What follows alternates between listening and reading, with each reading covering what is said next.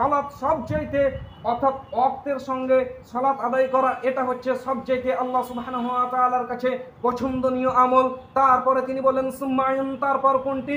রাসূল সাল্লাল্লাহু আলাইহি সাল্লাম তিনি বললেন পিতামাতার সঙ্গে সদাচরণ করা, এটি হচ্ছে আল্লাহ সুবহানাহু ওয়া তাআলার কাছে সবচাইতে ভালো পছন্দনীয় আমলের মধ্যে দ্বিতীয় নম্বরে হচ্ছে পিতামাতার সঙ্গে সদাচরণ।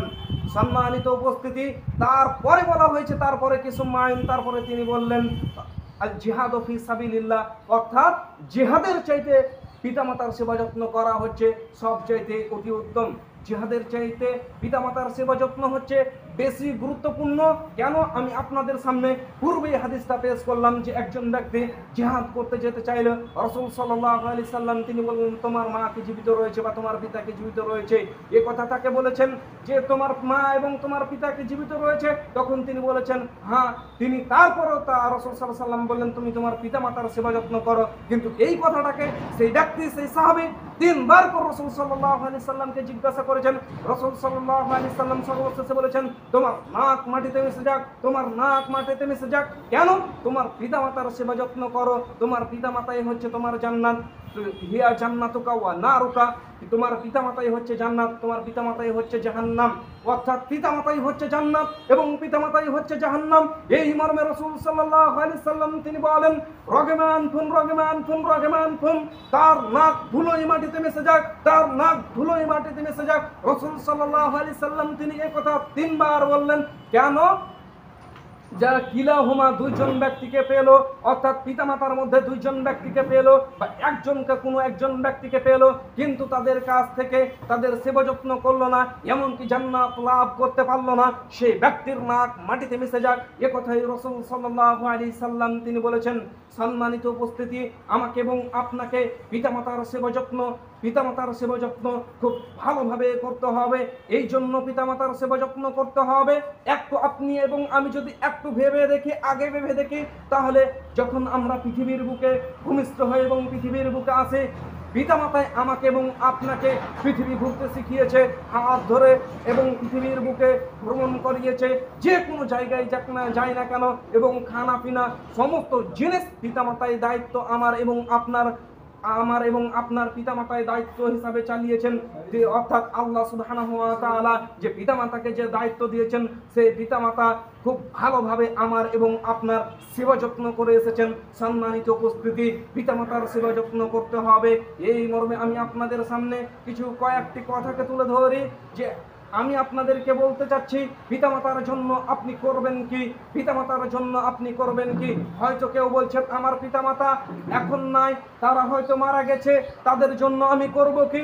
এই মর্মে আমি আপনাদের সামনে কয়েকটি কথা তুলে ধরছি। রাসূল সাল্লাল্লাহু আলাইহি সাল্লাম তিনি বলেন, আনা আবু হুরায়রা রাদিয়াল্লাহু তাআলা আনহু তিনি বলেন রাসূল সাল্লাল্লাহু আলাইহি সাল্লাম তিনি বলেছেন ক্বালা ইয়া ইবনে আদম উনফিক আলাইকা, অর্থাৎ আল্লাহ সুবহানাহু ওয়া তাআলা তিনি বলছেন হাদিসে কুদসি, তুমি খরচ করো তাহলে আমি তোমার প্রতি খরচ করব। অর্থাৎ আল্লাহ সুবহানাহু ওয়া তাআলা খরচ করতে বলছেন, আল্লাহর রাস্তায় ব্যয় করতে বলছেন। তাহলে আমি এই মর্মে এই হাদিসকে সামনে রেখে আপনাদের সামনে কিছু পিতামাতা সম্বন্ধে কিছু কথা বলবো। যেরকম আল্লাহ সুবহানাহু ওয়া তাআলা আমাকে এবং আপনাকে আল্লাহর রাস্তায় ব্যয় করতে বলেছেন, তাই আমি আপনাকে এই মর্মে কিছু কথা বলতে চাচ্ছি। যার পিতামাতা হয়তো মারা গেছে বা হয়তো বেঁচে রয়েছে, আমি আপনাকে বলতে চাচ্ছি পিতামাতার জন্য যে কোনো জায়গাতে দান সদকা করুন। পিতামাতার জন্য এমন কোনো জায়গায় কোনো টিউবওয়েলের ব্যবস্থা করুন, এমন কোনো ইয়াতিমখানাতে কোনো জিনিসের ব্যবস্থা করুন যার মাধ্যমে পিতামাতার কাছে তার নেকি পৌঁছতে থাকবে। অর্থাৎ যখন কোনো ব্যক্তি মারা গেলে তার সমস্ত আমল বন্ধ হয়ে যায়, শুধুমাত্র তিনটি আমল ব্যতীত। তার মধ্যে একটি হচ্ছে সাদগায়ে জারিয়া। সম্মানিত উপস্থিতি, তার মধ্যে একটি হচ্ছে সাদগায়ে জারিয়া। যদি আপনি সাদগা করেন তাহলে আপনার পিতামাতার কবরে পর্যন্ত নেকি পৌঁছতে থাকবে।